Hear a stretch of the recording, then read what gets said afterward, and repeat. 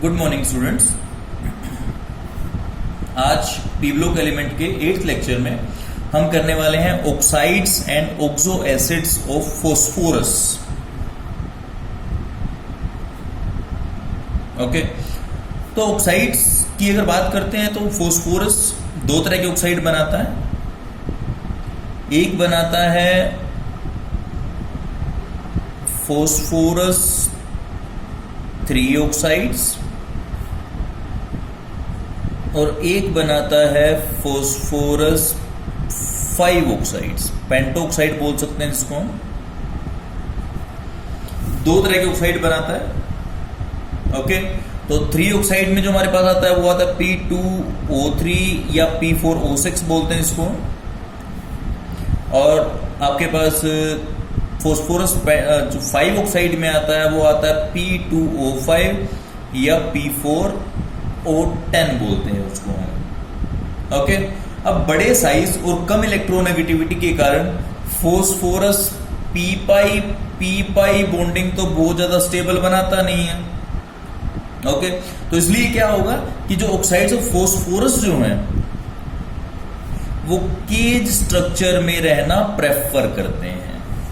Okay, और dimer की form में एग्जिस्ट करते हैं।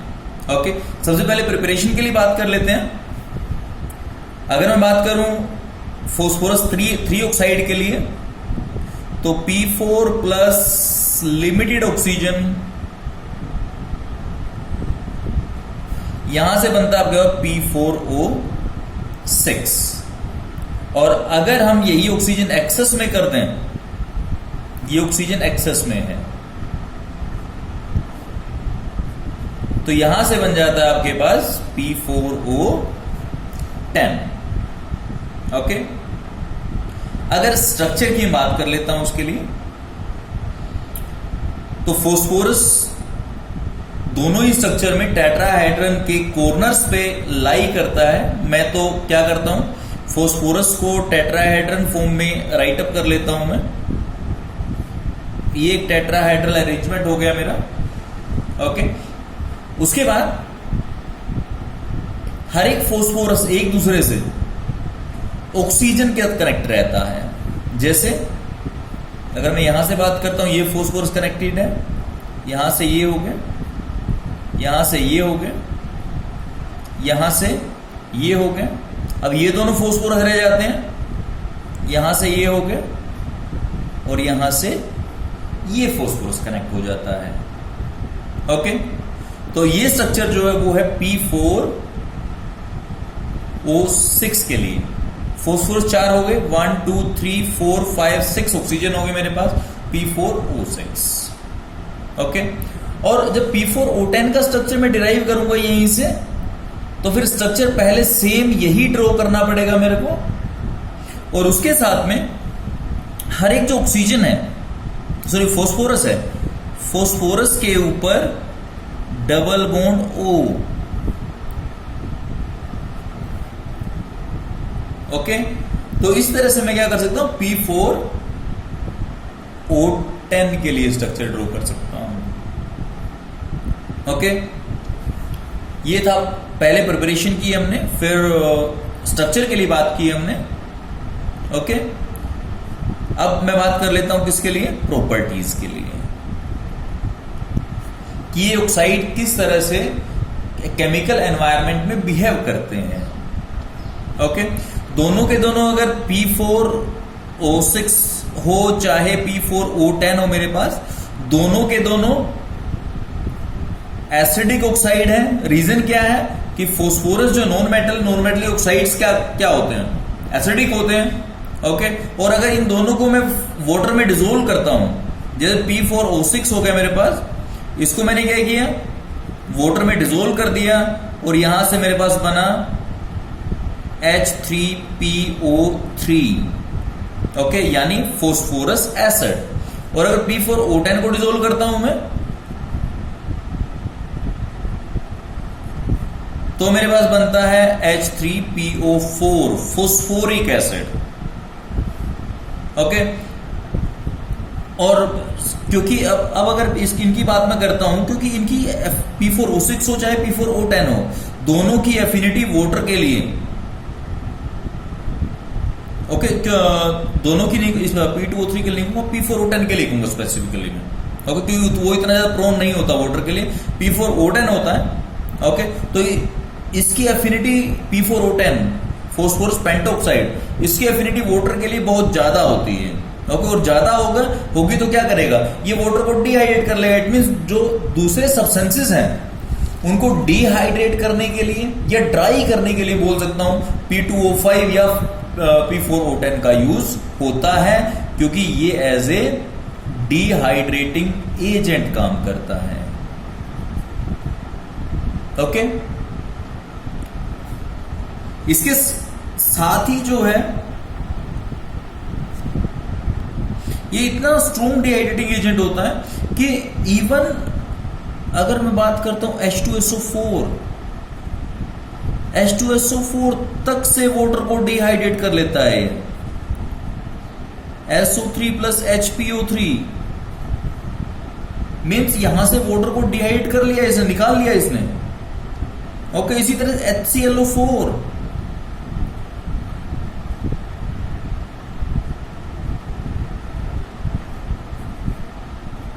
Cl2O7 plus HPO3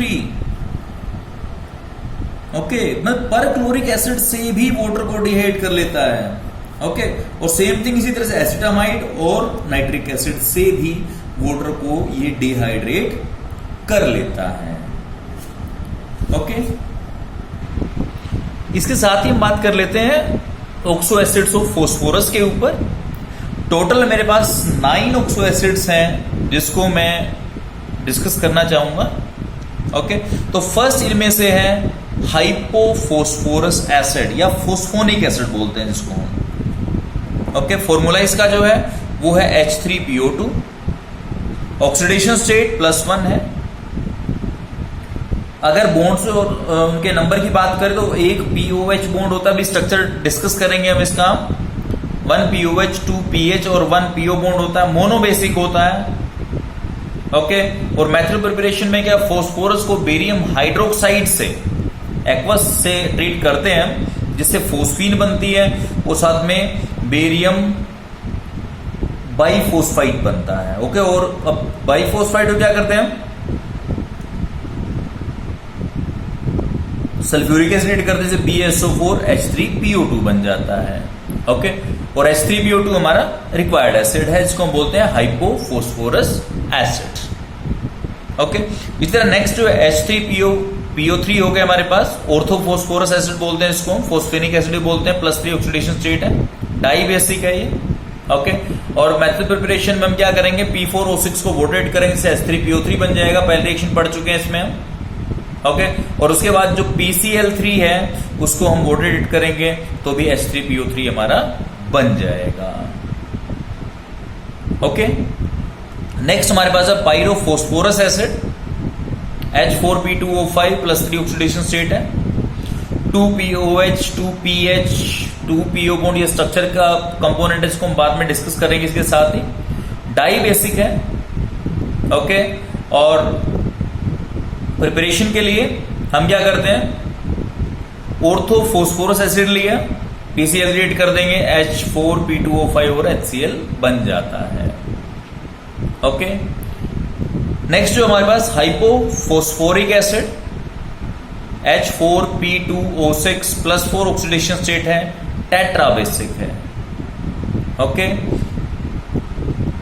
red phosphorus को हम सोडियम हाइपोक्लोराइड ट्रीट करेंगे एक्वस में, तो हमारे पास H4P2O6 हाइपोफॉस्फोरिक एसिड बन जाएगा, NaCl साथ में निकल जाएगा ओके। नेक्स्ट हमारे पास है ऑर्थोफॉस्फोरिक एसिड H3PO4, जिसको बार बार डिस्कस करते आ रहे हैं, काफी इंपॉर्टेंट एसिड है, +5 ऑक्सीडेशन स्टेट है, 3 POH बॉन्ड है और 1 PO बॉन्ड इसके अंदर है, ट्राई बेसिक रहता है ओके। फॉस्फोरस पेंटोक्साइड को ट्रीट करते हैं, वाटर के साथ सीधा बन जाता है H3PO4 ओके। नेक्स्ट हमारे पास pyrophosphoric acid H4P2O7 +5 oxidation state, tetra basic है हमारे पास। जो ऑर्थोफॉस्फोरिक एसिड है उसको 523 केल्विन पे हीट कर दो, उसका डाइमर बन जाता है विद डिहाइड्रेशन, तो तो H4P2O7 बन जाता है, साथ में वाटर निकल जाता है।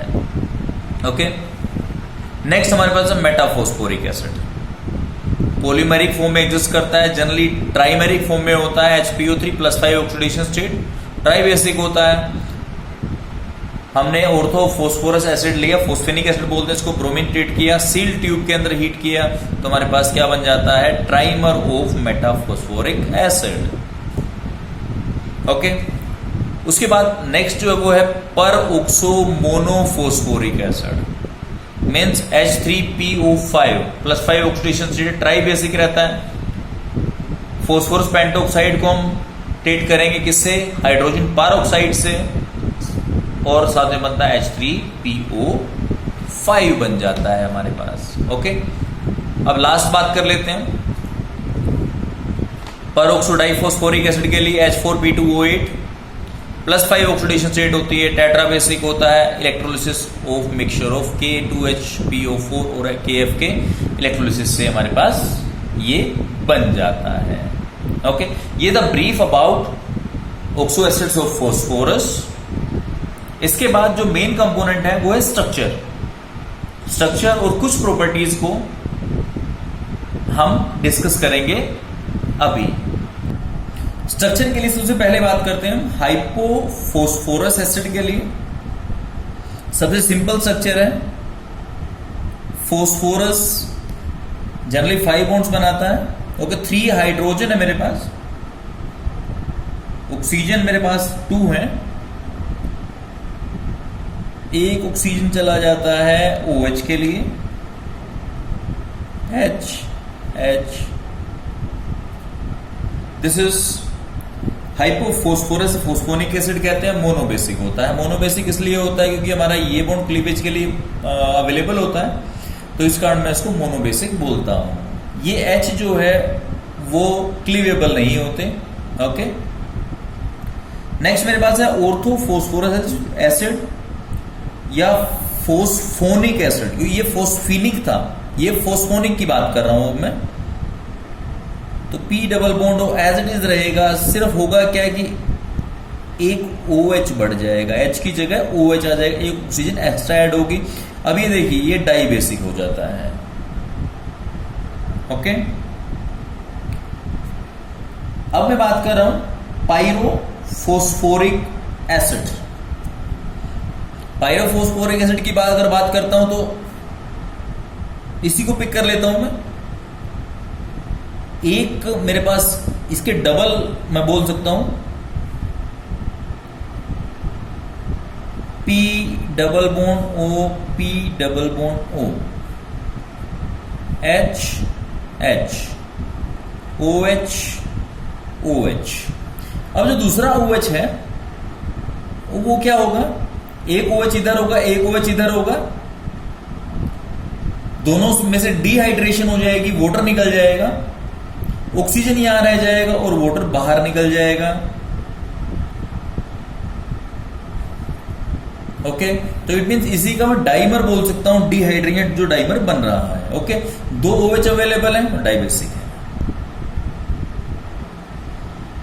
ओके, नेक्स्ट मैं बात कर रहा हूं H4P2O6। ये हो गया मेरे पास 2 फॉस्फोरस, एक ऑक्सीजन उनके ऊपर, इधर OH इधर OH,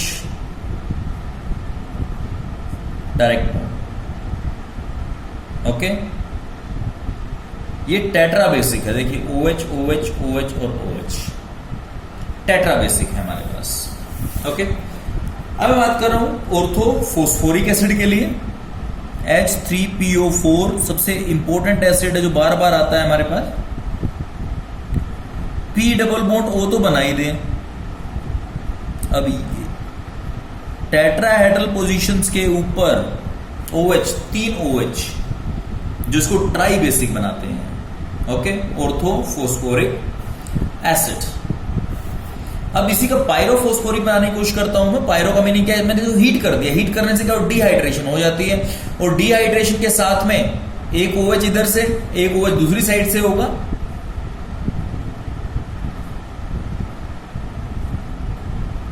ये OH एज इट इज है, ये OH एज इट इज है, और जो बीच वाला OH था वो OH इधर से, OH इधर से, वहां से वाटर निकल गया और ऑक्सीजन बीच में रह गया। This is called pyrophosphoric acid. Tetra basic होता है पहले की तरह। रीजन क्या है, 1 2 3 और 4 OH अवेलेबल होते हैं। ओके, उसके बाद बात कर रहा हूं पर ऑक्सो मोनोफॉस्फोरिक एसिड।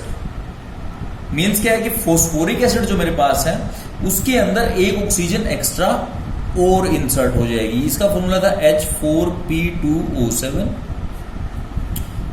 अब मैं आगे चल रहा हूं, वो बात कर रहा हूं पर ऑक्सो मोनोफॉस्फोरिक एसिड। H3PO4 था, H3PO5 हो गया।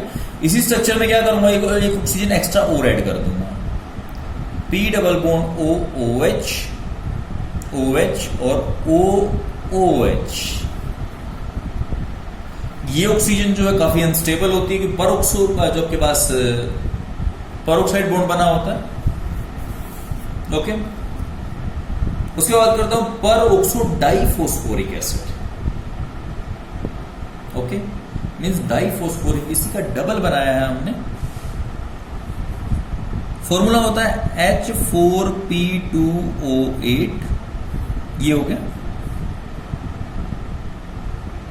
2 फॉस्फोरस है मेरे पास, ये हो जाते हैं OH OH OH और OH, ये हो गए। अब नॉर्मल में क्या था कि एक बॉन्ड था, ये था बॉन्ड था मेरे पास, सॉरी एक ऑक्सीजन था। अब यहां परऑक्सो का मीनिंग क्या है, ये 2 ऑक्सीजन आ जाते हैं मेरे पास। ओके, ऊपर वाला पायरोफॉस्फोरिक एसिड था, ये परऑक्सो डाइफॉस्फोरिक एसिड। ओके, इसके बाद कर रहा हूं मेटाफॉस्फोरिक एसिड के लिए। मैंने पहले बात की, ट्राइमर होता है HPO3 का होल थ्राइस जो स्टेबल होता है। ओके, तो इसमें क्या है, मेरे पास ट्राइमर है 1 2 एंड 3। ठीक है, ट्राइमर का बाद 3 HPO3 यूनिट होंगे मेरे पास। एक एक डबल बॉन्ड O तो लगा ही दे हर एक के ऊपर, ये हो गए। साथ में ये ऑक्सीजन से कनेक्टिविटी है इनकी आपस में, और एक एक OH लग जाएगा फॉस्फोरस के ऊपर। Okay, this is metaphosphoric acid या साइक्लोट्राई मेटाफॉस्फोरिक एसिड। ओके, इसके बाद इसी में चेन भी मिलता है हमें। मीन्स कहीं से भी एक ब्रेक कर दो और उसको आगे एक्सटेंड कर दो। ठीक है, तो ये मेरे पास हो गया मेटाफॉस्फोरिक एसिड बन गया मेरे पास। ओके, अब कुछ इंपॉर्टेंट प्रॉपर्टीज ऑक्सो एसिड की, कुछ इंपॉर्टेंट प्रॉपर्टीज के बारे में हम बात कर लेते हैं। ओके, अभी स्ट्रक्चर जो किया हमने उसमें क्लियर एक चीज थी कि phosphorus is tetrahedrally surrounded by 4 other atoms. Tetrahedral arrangement था जिसमें एक पोजीशन के ऊपर ऑक्सीजन और 3 पोजीशंस के ऊपर OH या H या कुछ भी था। ये क्लियर था हमें। ओके, सेकेंड थिंग, जितने भी एसिड्स थे उनके अंदर कम से कम एक P डबल बॉन्ड O था और कम से कम एक POH बॉन्ड था। ओके, उसके बाद ऐसे ऑक्सो एसिड जिसमें फॉस्फोरस की ऑक्सीडेशन स्टेट लेस देन +5 थी, उसमें क्या था कि P डबल बॉन्ड O के साथ में या POH बॉन्ड के साथ में या तो PH बॉन्ड था या फिर PP बॉन्ड मिल रहा था आपको। ओके, पर दोनों एक टाइम में नहीं मिल रहे थे, ध्यान रखना है। तो PH बॉन्ड मिल रहा था या PP बॉन्ड मिल रहा था आपको। ओके, उसके बाद नेक्स्ट प्रॉपर्टी की बात मैं करता हूं ऐसे ऑक्सो एसिड्स जिसमें +3 ऑक्सीडेशन स्टेट एग्जिस्ट कर रही है, वो क्या करते हैं, वो डिस्प्रपोर्शनेशन रिएक्शन शो करते हैं। डिस्प्रोपोर्शनेशन रिएक्शन शो करते हैं, इस टाइप की रिएक्शन शो करते हैं। एग्जांपल की अगर बात मैं करता हूं, H3PO3 फोस्फोरस, ऑर्थोफोस्फोरस एसिड बोलता हूं जिसको मैं, इसमें फोस्फोरस की ऑक्सीडेशन स्टेट कितनी है, +3। ये अगर इसको हीट में करता हूं तो मेरे पास क्या बनता है, PH3 प्लस में H3PO4। ओके, यहां +3 ऑक्सीडेशन स्टेट फोस्फोरस के लिए थी, यहां फोस्फोरस की -3 हो जाती है। ओके, और यहां फोस्फोरस की +5 हो जाती है। ओके, उसके बाद नेक्स्ट प्रॉपर्टी है, ऐसे एसिड्स जिनके अंदर pH बॉन्ड एग्जिस्ट करता है, they act as strong reducing agent.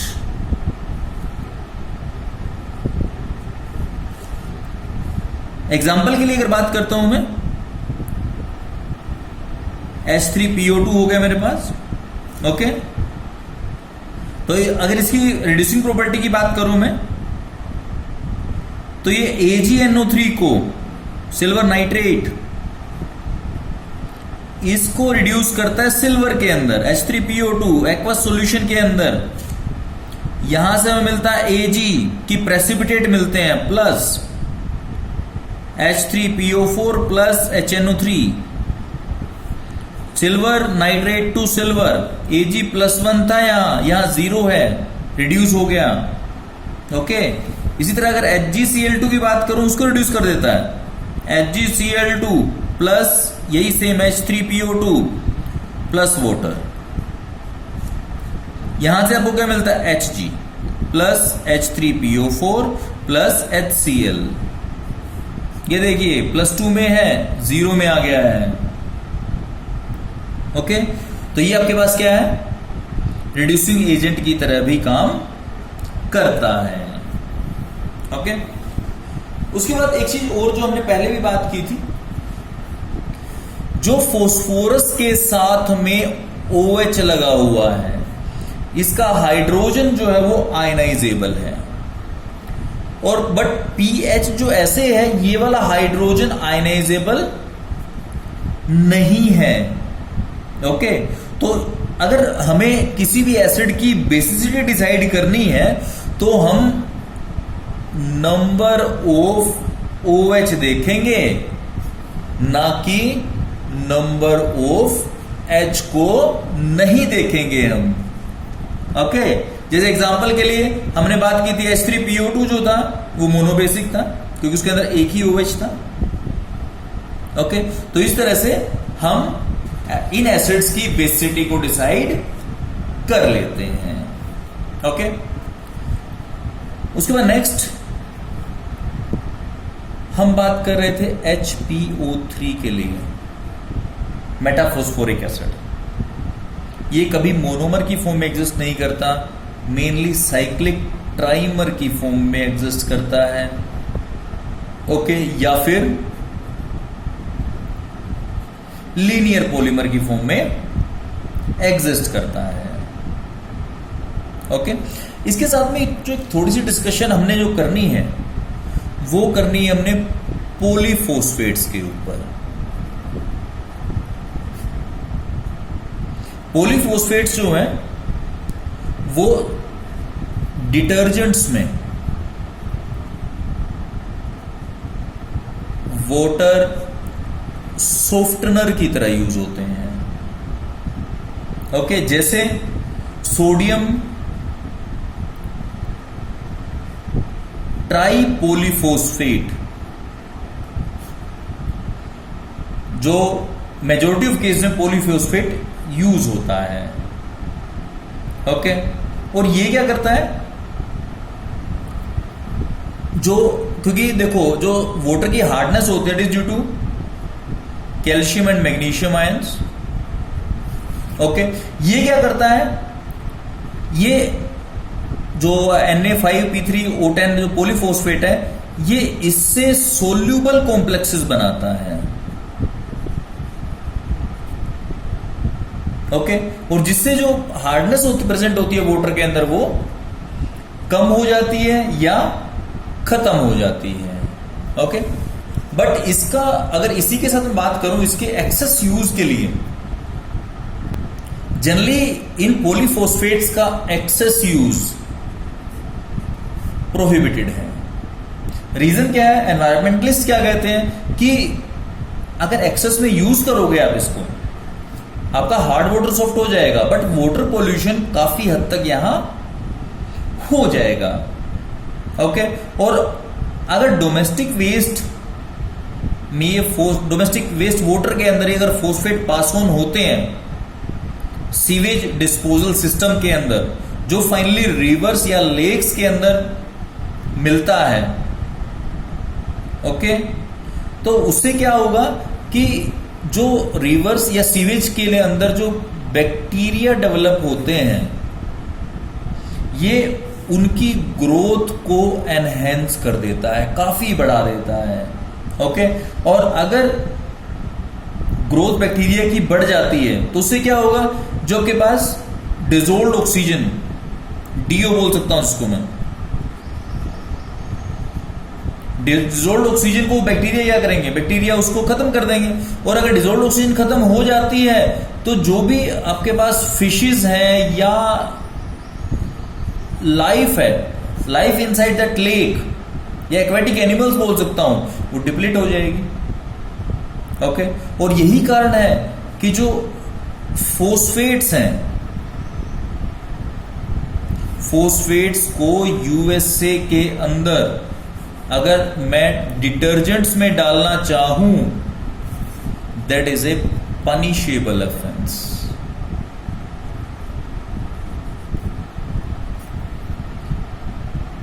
वहां के काफी स्टेट्स के अंदर फॉस्फेट्स को डिटर्जेंट के अंदर ऐड करना एक पनिशेबल ऑफेंस बना दिया गया है, और वहां आप इसको यूज नहीं कर सकते हैं। ओके, इसके बाद जो नेक्स्ट लेक्चर होगा, तो ये आपका कंप्लीट है oxygen family, sorry nitrogen family. Next होगा आपका ऑक्सीजन फैमिली, जिसके अंदर हम ऑक्सीजन, सल्फर, सेलेनियम, टेल्यूरियम और पोलोनियम, इन एलिमेंट्स के बारे में बात करेंगे। इन एलिमेंट्स को कलेक्टिवली ऑक्सीजन फैमिली बोला जाता है कि फर्स्ट फैमिली ऑक्सीजन है इनकी, या दूसरी साइड से हम इनको बोलते हैं चाल्कोजेंस। चाल्कोजेंस का मीनिंग क्या होता है? ओर फॉर्मिंग एलिमेंट्स। ओके, क्योंकि मोस्टली जो मेटल जो ओर्स मिलते हैं वो मेटल ऑक्साइड्स या सल्फाइड्स ही मिलते हैं। मेजोरिटी ऑफ केस में वो क्या मिलते हैं? ऑक्साइड ही मिलते हैं। ओके, और इनमें से अगर बात मैं करता हूं डाउन द ग्रुप जो मेटालिक कैरेक्टर बढ़ता है, ओके, ऑक्सीजन सल्फर जो है ये दोनों क्या है? नॉन मेटल है। ओके, सेलेनियम और टेल्यूरियम इनके अंदर दोनों कैरेक्टर्स हैं, तो मैं इनको मेटालॉइड्स बोल सकता हूं। मेटालिक और नॉन मेटालिक दोनों कैरेक्टर होते हैं इनके अंदर। ओके, और जो पोलोनियम है ये मेटालिक होता है। ओके, रेडियो एक्टिव होता है, इसलिए ज्यादा स्टडीज इसके ऊपर नहीं हुई हैं। ओके, तो इसलिए जो है इसकी स्टडीज उतनी ज्यादा नहीं होती, तो मेजोरिटी के टेल्यूरियम तक इस ग्रुप को पढ़ते हैं। ओके, तो इस ग्रुप के बारे में हम नेक्स्ट टाइम डिस्कस करेंगे, ऑक्सीजन फैमिली, या इसको बोलता हूं मैं चाल्कोजेंस। अब स्नैपशॉट ले लेते हैं जो हमने स्टडी किया है।